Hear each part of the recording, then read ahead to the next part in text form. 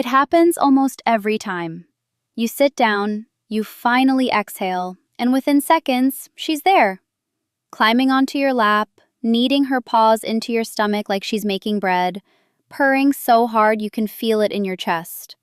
Most people see this and think, she's just getting comfortable. She wants a warm spot to sleep. And sometimes, sure, that's exactly it. But researchers who study feline behavior have spent years studying this exact motion. The rhythm, the pressure, the way she chooses you, specifically, out of every soft surface in the house. And what they found is that your cat isn't just settling in. She's telling you something. And it's not what most people assume. Here's the thing cat owners rarely say out loud. The overwhelming moments aren't always the loud ones. The headbutt at 6 a.m., the meowing at the food bowl, the dramatic flop in front of you like she hasn't eaten in days. Sometimes it's the quiet ones. The way she climbs onto your chest while you're scrolling your phone, kneads twice, and just stays. A weight settling on you that says, without a single sound, I picked you. Out of this whole house, I picked you. And in that moment, something happens that's hard to name. A softening, a kind of stillness you didn't know you were missing. It turns out, science has spent years trying to explain exactly that feeling. And what they found is more layered than cats are independent ever let on. So why does your cat actually do this? Not poetically, mechanically. What's driving the pause? There are at least 3 things happening at once. First, learned behavior. Behaviorists call it operant conditioning. At some point, probably as a kitten, your cat discovered that kneading and purring on you produced a response. You softened your voice. You let her stay. You didn't move. The behavior worked, so it repeated. This part is real, but it's just the surface. Second, a carryover from infancy. Kittens need their mother's belly to stimulate milk flow. It's one of the first coordinated movements a kitten ever learns, and it's wired directly to comfort, warmth, and survival.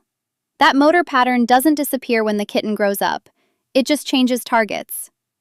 Third, and this is the part most owners miss entirely, the kneading itself is a signal, not just a habit. Cats have scent glands in their paw pads. Every time she kneads you, she's marking you, mixing her scent with yours, filing you under safe and mine. It's not a demand. It's closer to a quiet announcement. You belong to me now. Those 3 things, the learned habit, the infant echo, and the scent signal, are all firing at once.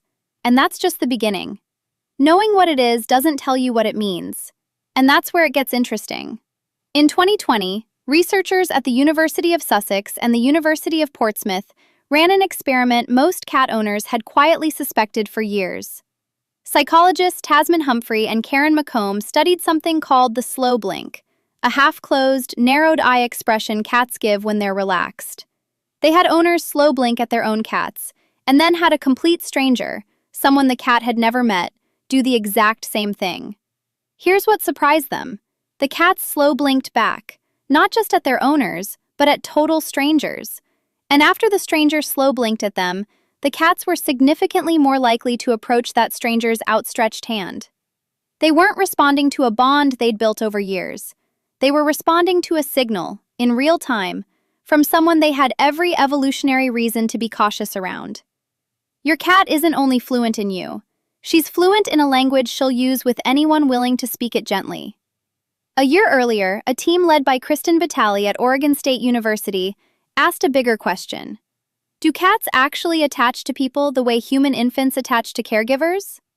They ran what's called a secure base test, the same method used to study attachment in babies and dogs. A cat sits in a room with its owner. The owner leaves for 2 minutes. The owner comes back.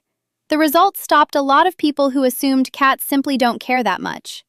64.3% of kittens and 65.8% of adult cats showed what's classified as secure attachment, almost identical to the rate found in human infants. The cat would greet the returning owner, briefly make contact, then go back to relaxed exploring. Not panicked, not indifferent, secure. But here's the detail that reframes everything. In 2025, a separate study measured oxytocin, the hormone tied to bonding and trust, in cats during real interaction with their owners. Securely attached cats showed a clear oxytocin rise with physical contact. Anxious cats actually showed a drop. And avoidant cats, the ones everyone assumes just don't bond, showed almost no change at all. That doesn't mean the avoidant cats don't love their person. It means their nervous system never built the same chemical reward loop, often because of how their earliest attachment formed. The cats who seem cold were never choosing distance. Their biology just never learned that closeness was safe. Now here's where the paws come back in. Every time your cat kneads or presses against you with slow, steady pressure, two separate biological systems are quietly at work.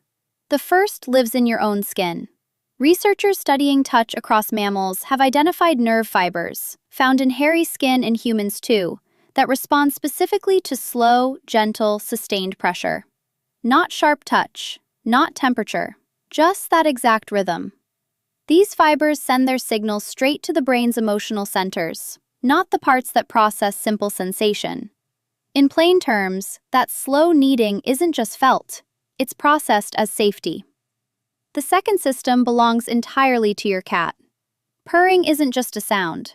Researchers have measured the dominant frequency of a cat's purr at between 25 and 150 Hz, and frequencies in that exact range have been shown, in separate studies, to support bone density and tissue healing.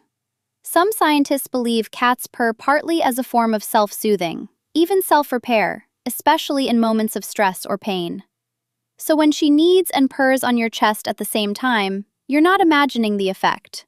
You're sitting inside two overlapping biological signals, hers and yours, both quietly saying the same thing. Stand down. This is safe. There's a story I need to tell you. In a nursing home in Providence, Rhode Island, there was a cat named Oscar. He lived on the dementia care floor, and by most accounts, he wasn't an especially affectionate cat. Staff described him as aloof, more interested in his own routine than in people. Except for one thing. Oscar would walk the halls like he was making rounds, sniff at a doorway, and sometimes simply turn around and leave. But every so often he'd jump onto a bed, settle in beside a patient, and refuse to move. Staff learned to recognize what it meant. Within a few hours, almost without exception, that patient would pass away. Over several years, doctors at the facility documented more than 25 cases where Oscar's choice lined up with a patient's final hours, closely enough that a geriatrician wrote about it in the New England Journal of Medicine. Nobody could fully explain it.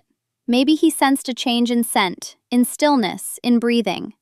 Nobody knows for certain. But families said it mattered. They said Oscar gave their person company in the moment they were the most alone, and gave the family a quiet warning to come say goodbye in time. I don't know what Oscar understood. I don't think science has a clean answer for that yet. But I know this. An aloof cat, who wanted very little to do with people, chose again and again not to be aloof at the one moment it counted the most. If you're sitting here thinking about every time your cat climbed onto you and you shifted away, got up too soon, or just kept scrolling your phone, I need you to hear this. The slow blink study showed cats offer that signal to strangers, no history required. The attachment research showed most cats are securely, measurably bonded to you, whether they show it loudly or not. And the oxytocin data showed that even the ones who seem distant are running on a nervous system that simply never learned closeness was safe, not one that stopped caring. Your cat has never kept score of the times you moved away. So tonight, if she climbs onto your lap and starts kneading, claws and all, you don't have to do anything special. Just don't get up. Let her stay. That's enough. It always has been. If something about this hit different than you expected, that's exactly what this channel is for. There's more here. Subscribe and I'll keep going. Has your cat ever done something that felt like she knew exactly what you needed? Tell me that story below.